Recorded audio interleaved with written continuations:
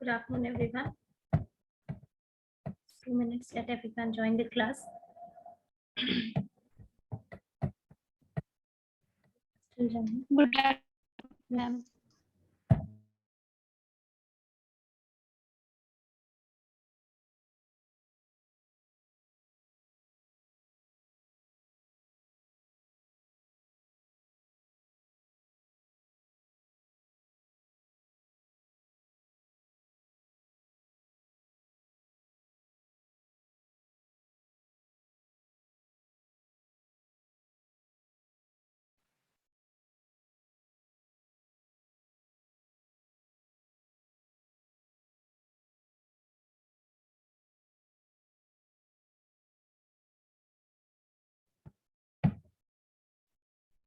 Okay.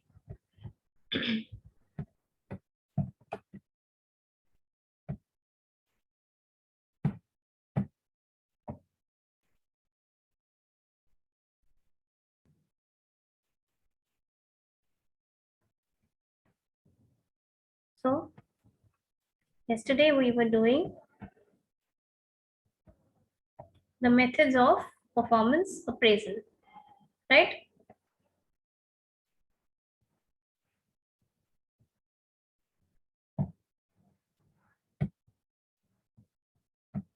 Is your previous class going on?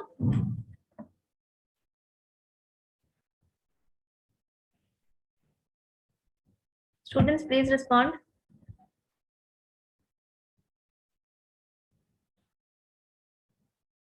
Yes, ma'am. Oh, your class is already going on.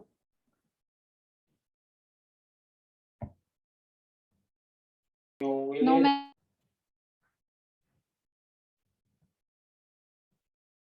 ठीक है. So just people are joining. So I thought maybe previous class is over or not. 1 minute we'll give to all of them to.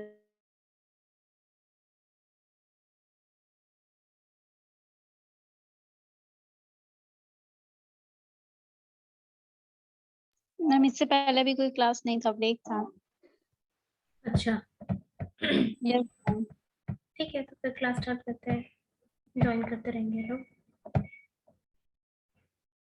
In yesterday's class, we discussed about methods of performance appraisal. मैंने आपको बताया कल class में कि कुछ methods हैं जो पहले यूज होते थे, अभी भी यूज होते हैं, लेकिन owing to the complexity of business, जिस तरीके से बिजनेस कॉम्प्लेक्स होती चली गई, उस तरीके से शायद जो ओल्डर मेथड्स या जिसको हम कहते हैं ट्रेडिशनल मेथड्स, वो उतने कारगर नहीं थे. बिजनेस को चेंज करने के लिए, बिजनेस की जो नीड्स थे उनको केटर करने के लिए, these methods were not sufficient. That is why there was a change in these methods. We discussed it in the last class, in the class, in few classes before, I guess. लेकिन फिर से एक बार streamline कर देते हैं. These methods were the rating method, right? Ranking method, field review method, critical incident method, और ऐसे method.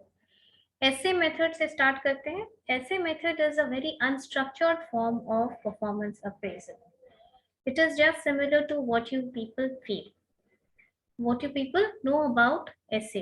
ऐसे का मतलब निबंध लिखना. उसी तरीके से जो तुम्हारा सुपरवाइजर होता है या जो तुम्हारा हेड होता है, वो तुम्हारे बारे में ऐसे लिखता है, ऐसे के फॉर्म में अप्रेजल लिखता है कि तुम टाइम पे आते हो कि नहीं, तुम्हारा टीममेट्स के साथ बिहेवियर कैसा है, तुम काम टाइम पे खत्म करते हो कि नहीं करते हो, ऑल दीज थिंग्स.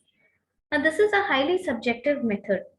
कहने का मतलब कि तुम कैसे बिहेव करते हो, तुम क्या करते हो, ये काफी हद तक एक जजमेंट तुम्हारे बॉस के लिए के ऊपर भी है. वो क्या फील करता है, वो तुमको कैसे रेट करता है. So in very small organisations, जो छोटी ऑर्गेनाइजेशन होती है, वहां पर ये होता है. अभी भी ये ऐसे मेथड लिखा किया जाता है, जैसे कि 40-50 लोगों की छोटी ऑर्गेनाइजेशन है, वहां पर ऐसे मेथड यूज होता है। Next we come to ranking method. Ranking method का क्या मतलब होता है कि आप लोगों को रैंक कर दिया जाता है। जैसे अगर मान लो 100 एम्प्लॉयज हैं ऑर्गेनाइजेशन में, तो 100 एम्प्लॉयज को रैंकिंग दे दी जाती है 1 2 3 4 से लेकर के 100 तक। अब देखो, इस बात पे ये डिपेंड नहीं करता है कि तुम्हारा डिपार्टमेंट क्या है, तुम्हारा रोल क्या है। कंपनी का जो मैनेजर है उसको भी रैंकिंग मिलती है, और जो क्लर्क है उसको भी रैंकिंग दी जाती है। So there is not any different category for it. So irrespective of your category, irrespective of the job profile you hold, irrespective of the departments you are in, you will be given a rank in the organization. Okay. Next you come to rating method. Rating method का क्या मतलब है कि rate कर देना। 4 और 5 ऐसे characteristics होते हैं, ऐसा डायमेंशन होता है जिसको कि यूज किया जाता है रेट करने के लिए।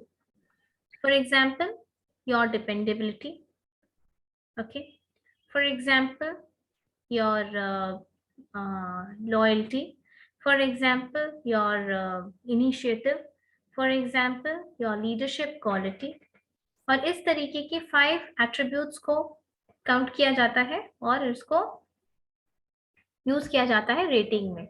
और फिर जो लोग होते हैं उनको रेटिंग में स्केल में 1 to 10 के स्केल में मोस्टली रेट कर दिया जाता है। ठीक है। Next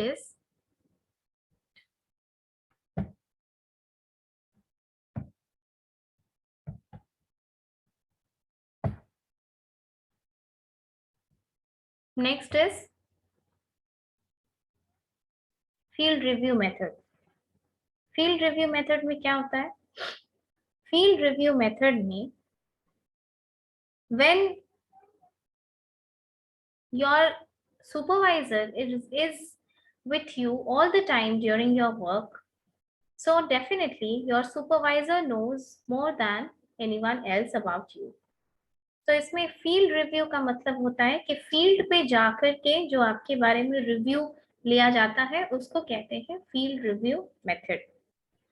so there is going to be a person who would come from personal department, ठीक है, एचआर के डिपार्टमेंट से कोई बंदा आता है, वो आपके सुपरवाइजर से ये पूछता है कि तुम्हारे बारे में जो इंफॉर्मेशन होनी चाहिए वो इंफॉर्मेशन वो पूछता है तो उससे सुपरवाइजर से, and then this supervisor gives him, the person from personal department, all the information pertaining to you.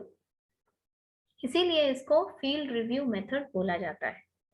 Field review method का मतलब फील्ड पे आके यानी वर्किंग प्लेस पे आके जो तुम्हारे बारे में रिव्यू कलेक्ट किया जाता है, that is known as field review method.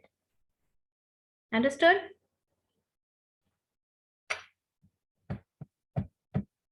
Yes ma'am. बाकी लोगों को समझ में आ रहा है?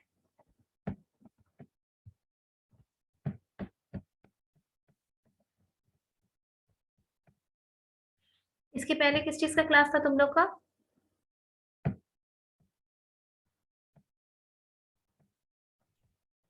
Financial management ma'am. Financial management.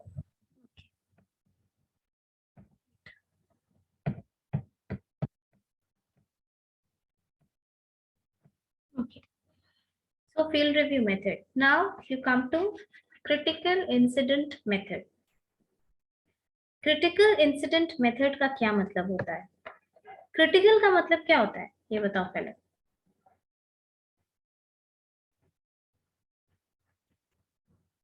Critical का क्या मतलब होता है? मैम जैसे मैच में हो जाता है। ठीक है। अब क्रिटिकल बिहेवियर जो हम वर्ड यूज करते हैं, क्रिटिकल इंसिडेंट मेथड का मतलब होता है आपका क्रिटिकल बिहेवियर जज किया जाता है। Okay, your critical behaviour is judged का मतलब होता है कि तुम जो भी ऑर्गेनाइजेशन में, यानी 9 बजे से 6 बजे तक अगर तुम और किसी ऑर्गेनाइजेशन में रहते हो, तो इसका मतलब ये नहीं होता है कि तुम उतने उस बीच में जो भी कर रहे हो ऑर्गेनाइजेशन में हर कुछ क्रिटिकल मेथड में आता है. No, not like that. There are certain things which are not counted in critical behavior, and there are certain behavior which are counted in critical behavior. जैसे कुछ चीजें जो आप करते हैं, या वो पॉजिटिव हो या वो नेगेटिव हो, वो तुम्हारे क्रिटिकल बिहेवियर में आता है. जैसे तुमने ऑर्गेनाइजेशन में कोई चेंज आया, तो तुमने उस चेंज को एम्ब्रेस किया, यानी उस चेंज को हेल्प किया, उस चेंज को इम्प्लीमेंट करने में हेल्प किया. Then there are certain things जो नेगेटिव क्रिटिकल बिहेवियर है, जैसे कि कोई चेंज है उसको तुमने रेजिस्ट किया, या अपने फेलो वर्कर के साथ लड़ाई कर ली, या फिर मैनेजर के साथ लड़ाई कर ली. तो all these things are counted in critical behaviour. अब ऐसे बिहेवियर को पिन पॉइंट किया जाता है ऑर्गेनाइजेशन में, और ऐसे बिहेवियर को जज किया जाता है, और उसके हिसाब से ये नोट डाउन किया जाता है कि क्रिटिकल बिहेवियर क्या है. ठीक है, देन उस पे आपका परफॉर्मेंस अप्रेज होता है. Now next method, I think all the traditional methods are over, right?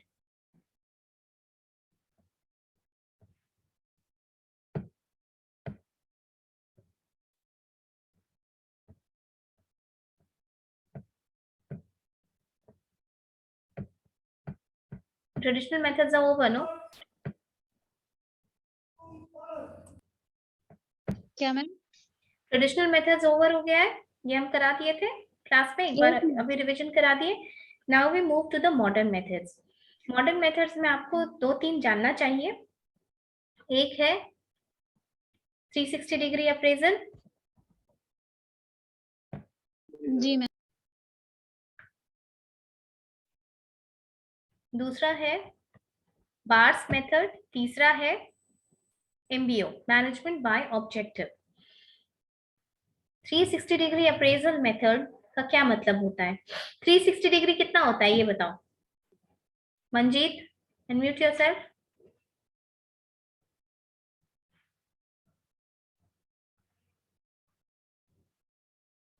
Manjeet Kumar.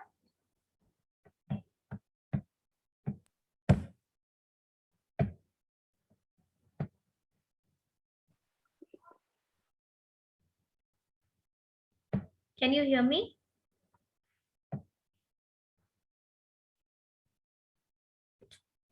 चलो कोई बताओ 360 डिग्री कितना होता है? मैम एक सर्किल का जो एंगल होता है उसको. पूरा फुल सर्कल 360 डिग्री होता है ना. तो यहाँ ma'am. पे भी 360 डिग्री अप्रेजल का यही मतलब होता है कि 360 डिग्री अप्रेजल का मतलब कि फुल सर्कल, फुल मतलब फ्रॉम ऑल एंगल्स तुम्हारे बिहेवियर को जज किया जाएगा. This is known as 360 degree appraisal. अब 90 डिग्री कितना होता है? 90 का 4 क्वाड्रेंट्स होता है 360 डिग्री में. ये राइट एंगल जो होता है. ठीक है, 90 का 4 क्वाड्रेंट है 360 डिग्री में. एक 360 डिग्री अप्रेजल यानी तुम्हारा अप्रेजल चारों तरफ से होगा, चारों तरफ के लोग बोलेंगे, तुमको रेटिंग देंगे, तब ये डिसाइड होगा कि तुम्हारा अप्रेजल क्या होना चाहिए. एक क्वाड्रेंट किसको दिया जाता है? सुपीरियर्स को, जो तुम्हारा हेड है. दूसरा क्वाड्रेंट किसको दिया जाता है? सबऑर्डिनेट को, जो तुमसे जूनियर है. तीसरा क्वाड्रेंट किसको दिया जाता है? पीयर्स को. पीयर्स मतलब PEERS, पीयर्स. पीयर्स मतलब तुम्हारे साथ काम करने वाले लोग. फोर्थ क्वाड्रेंट किसको दिया जाता है? सेल्फ अप्रेजल को.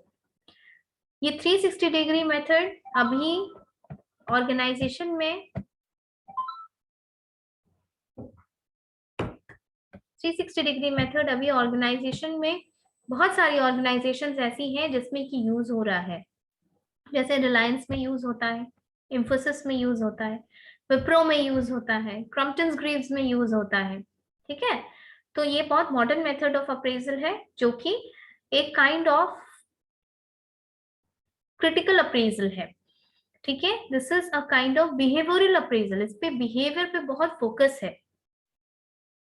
पहला क्वाड्रेंट सुपीरियर तुमको जज करेगा, ऑब्वियसली ये तो सब में होता है कि जो तुमसे जो सीनियर है वो आपको जज करते हैं कि आपका अप्रेजल कैसा होना चाहिए। देन यू हैव सबऑर्डिनेट्स, जो सबऑर्डिनेट्स होते हैं, जो आपसे जूनियर होते हैं, वो आपको जज करते हैं। क्या ये कॉमन चीज है? बताओ।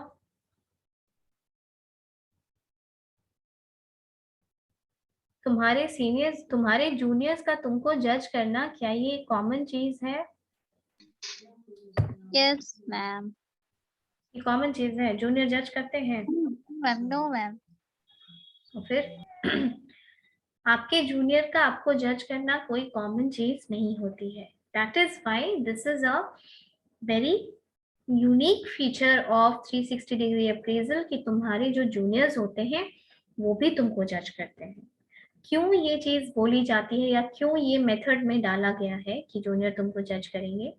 इसलिए ताकि तुम जूनियर, तुम्हारा बिहेवियर जूनियर्स के साथ खराब नहीं होना चाहिए। You should not take your juniors for granted. You should not be only careful about making your superior happy. Rather, you should improve your behavior and develop a spirit of cooperation and teamwork with even your juniors. You should also pay attention to solving the problems of juniors. This is why subordinates को इसमें include किया गया है।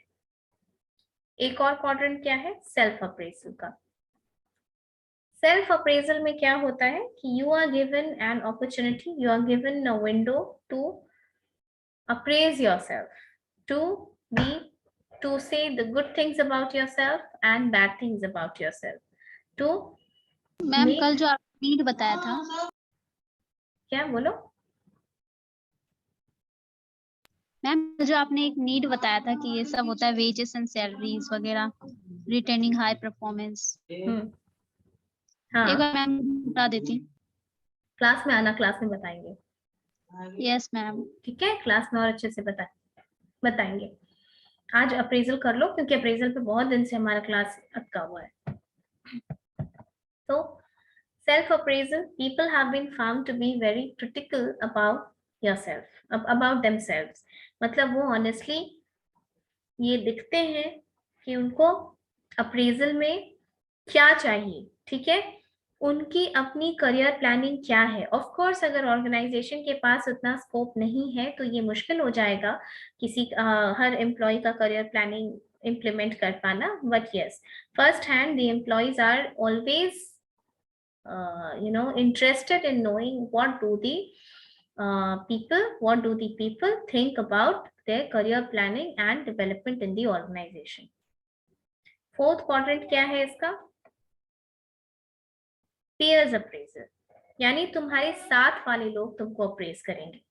Now tell me, साथ वाले लोग कौन होते हैं? ये वो लोग होते हैं जो या तो आपके साथ डिपार्टमेंट में काम करते होते हैं या फिर आपके बगल वाले डिपार्टमेंट में, यानी जो जिस डिपार्टमेंट से आपका काम अटैच्ड है, आप उससे इंटरेक्शन में है, वैसे डिपार्टमेंट के लोग आपको अप्रेज करते हैं। अब बताओ, यही होता है 360 degree appraisal. Now can you tell me the pros and cons of this appraisal? बताइए, इसका एडवांटेज और डिसएडवांटेज बताइए।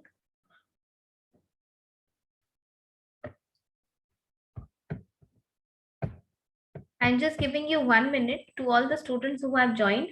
अभी जो अप्रेजल बताए उसमें चलो ज्यादा नहीं, एक पॉजिटिव और एक नेगेटिव, यानी एक प्रोज और एक कॉन, आप उसका बताइए कि इस अप्रेजल मेथड का एक प्रोज और एक कॉन्स क्या हो सकता है। I am putting you in gallery mode, आप बताइए। I am giving you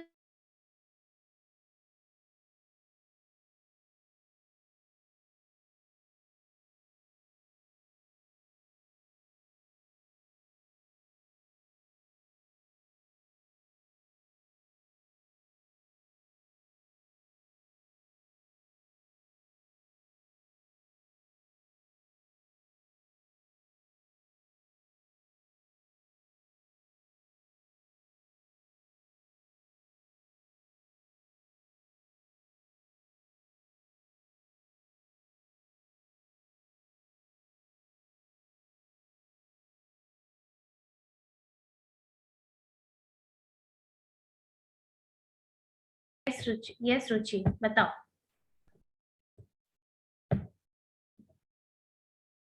yes रुचि।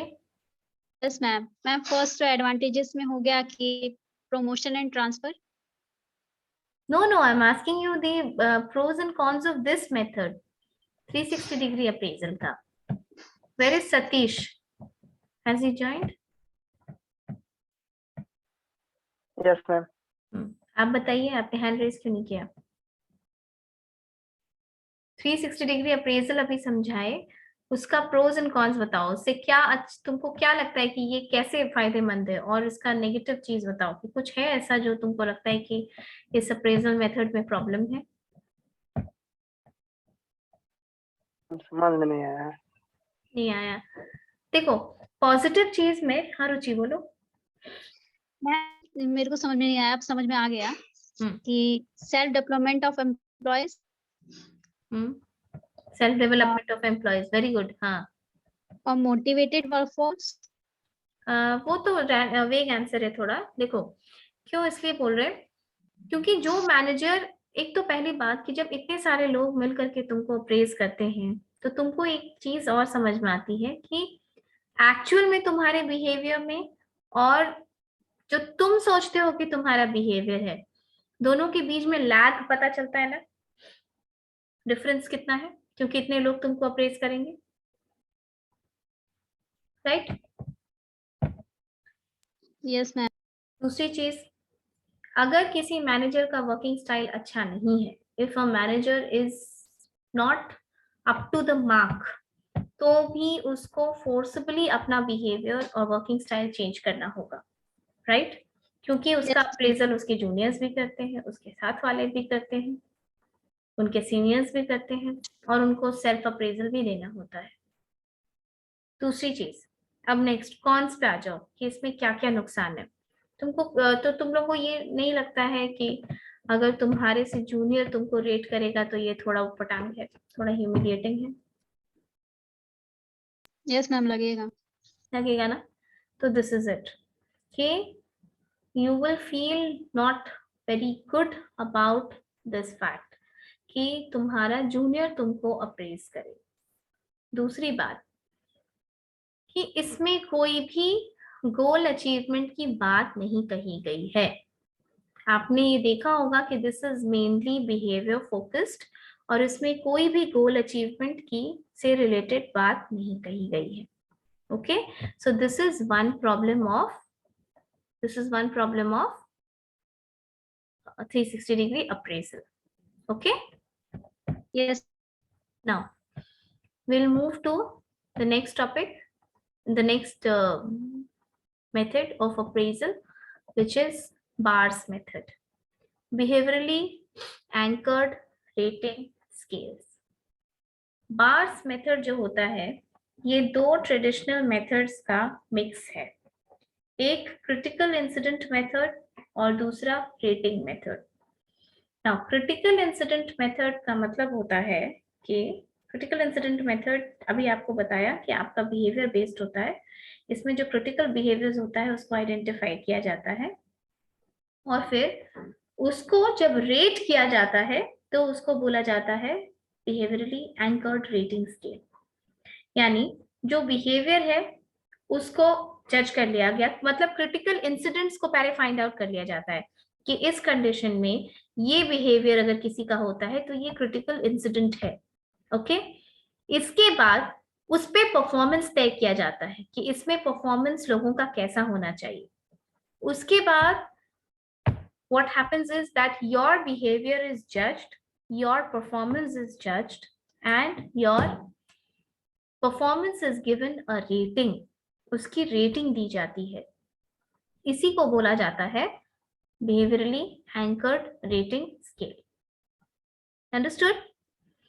ये वैसे वैसे ऑर्गेनाइजेशंस में ज्यादा यूज हो रहा है जहां behaviour is a major factor in providing the products and services to the people. जैसे car rental company Ola, Ola का जब राइड लोगे तो ये देखियो कि बाद में वो पूछता है कि how was your ride,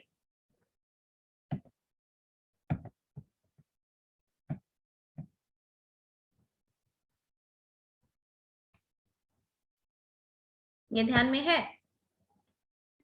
no ma'am.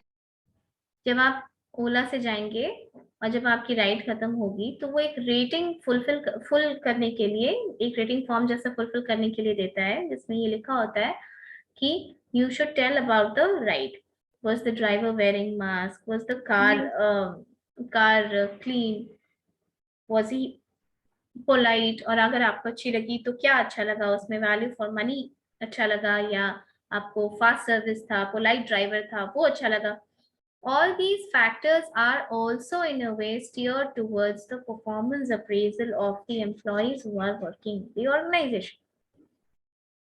एक शॉप पे जो लोग रहते हैं वो आपको किस तरीके से हेल्प कर रहे हैं, मतलब कि जो आप जैसे कि किसी रिलायंस डिजिटल में जाइए तो उसमें भी लोग जो होते हैं उनको ट्रेन किया जाता है इस तरीके से कि when people come you ask them about their needs.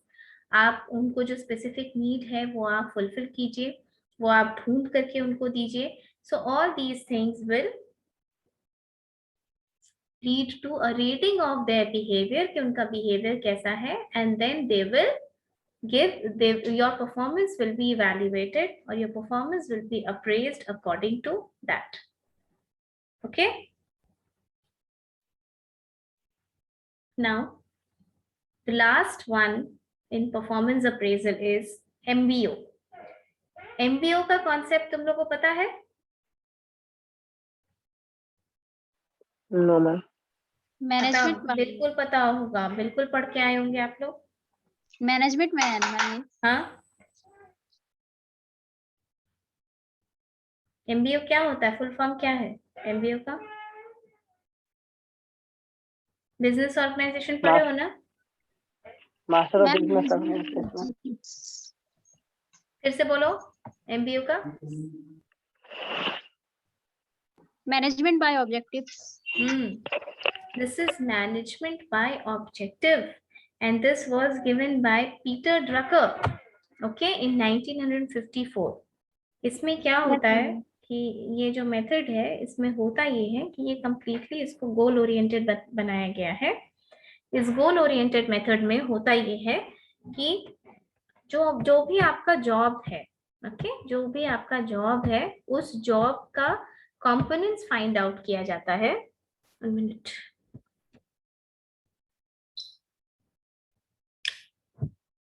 उन जॉब्स का कंपोनेंट फाइंड आउट किया जाता है और उस कंपोनेंट के हिसाब से जो भी आपका जॉब है उसका डिस्क्रिप्शन, मतलब तुम्हारे कल तुम लोग को क्लास में समझाए थे कि हम कि जॉब डिस्क्रिप्शन और जॉब स्पेसिफिकेशन में क्या डिफरेंस होता है.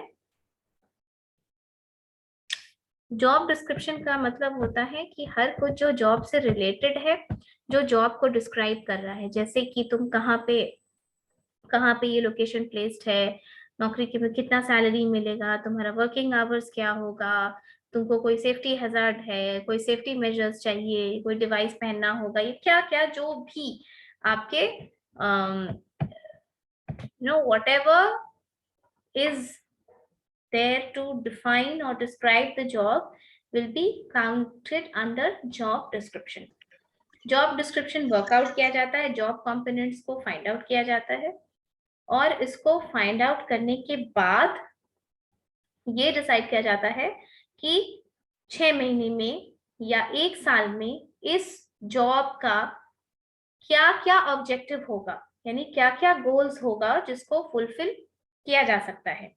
So the supervisor and the person, the employee, both of them will sit down. ये दोनों बैठेंगे और ये दोनों बैठ के ये डिसाइड करते हैं साथ में कि 6 महीने में या 1 साल में इसका क्या ऑब्जेक्टिव हो सकता है, इसका गोल क्या हो सकता है, एंड देन वो अपना काम करते हैं, वो अपना काम करते हैं.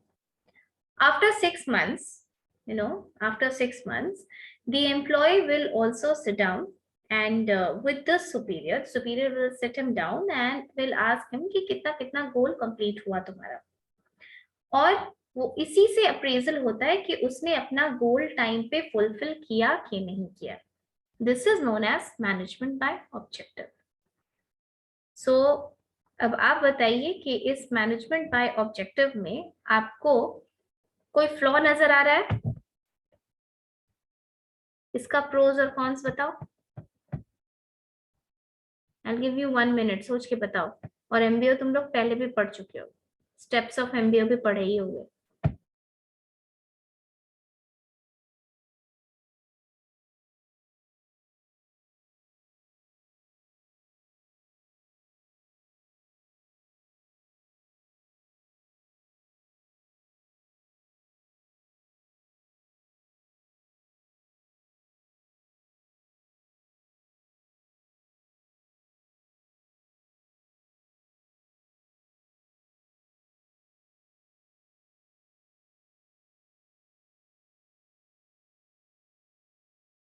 ध्यान आया?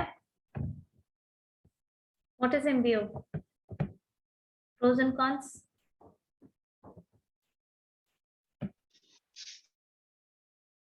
देखो इसका गुड पॉइंट क्या हो सकता है, बताओ किसी को ध्यान में? बेटर प्लानिंग, बेटर प्लानिंग, बहुत अच्छा। सेल्फ कंट्रोल, सेल्फ कंट्रोल, बहुत अच्छा।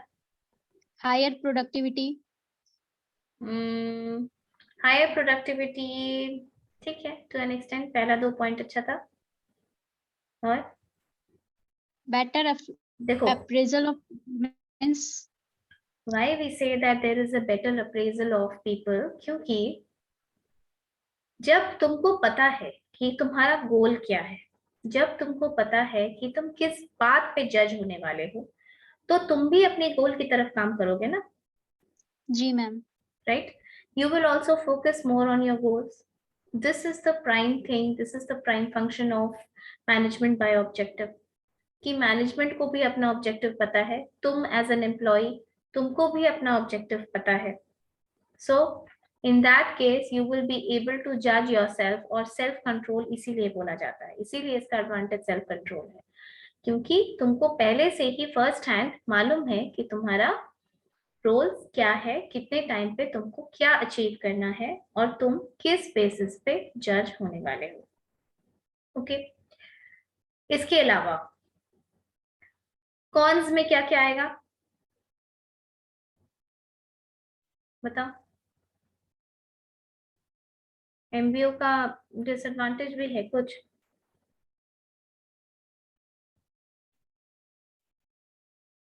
सोचिए।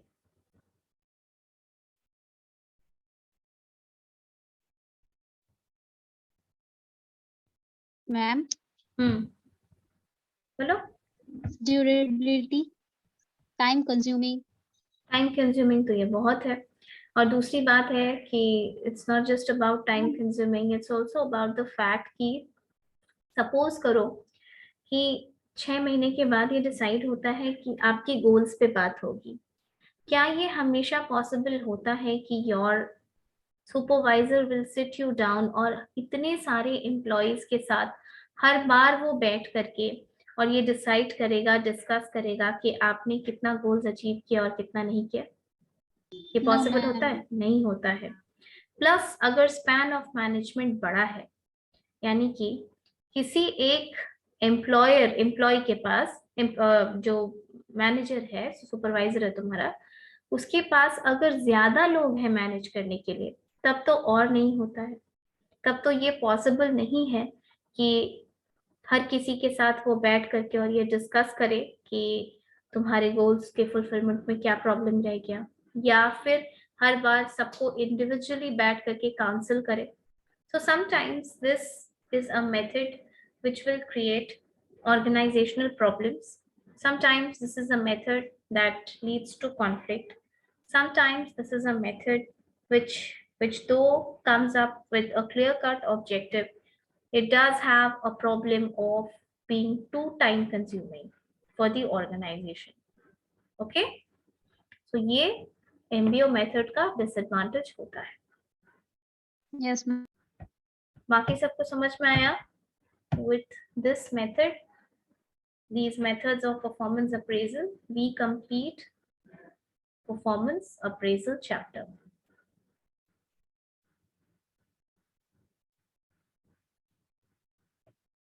बाकी लोगों को समझ में आया कि नहीं आया? मैम मुझे क्लास में वो समझा दीजिएगा नीट। ठीक है, yesterday you were not there in the class, I guess, Ruchi? Yes ma'am. Okay, ठीक है, कोई बात नहीं है। After performance appraisal we will move towards a new topic, जो एक छोटा टॉपिक है। ये topic we will start with employee welfare. ठीक है, the next topic is going to be employee welfare. और कुछ और छोटा छोटा टॉपिक है जो तुम लोग नहीं पढ़े हो, नहीं जानते हो, लेकिन क्योंकि ये वर्कशॉप है तुम्हारा, इसलिए तुमको वो सब चीजें जाननी चाहिए। जैसे बोर्डम और फटीग, इन दोनों के बीच में क्या डिफरेंस होता है। इंडस्ट्रियल साइकोलॉजी में स्ट्रेस, जॉब सेटिस्फैक्शन, ऐसी चीजों का क्या इम्पोर्टेंस है, क्योंकि यही सारी चीजें हैं जो आपको सिलेबस में नहीं मिलेंगी, लेकिन आपको, क्योंकि आप वर्कशॉप कर रहे हैं, इसलिए you must know these things. Understood? Yes ma'am. चलो, we'll end the class here. See you in, I think tomorrow I have class with you, right? Yes ma'am. Just let me check the routine. Yeah. Tomorrow I have class with you, so we'll start a new topic tomorrow. Okay, just wait, I do not log out, I'll take the attendance. Good.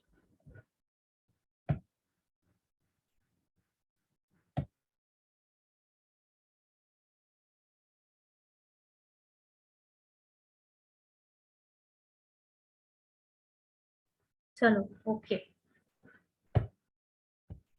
चलो, thank you everyone. Thank Thank you, ma'am.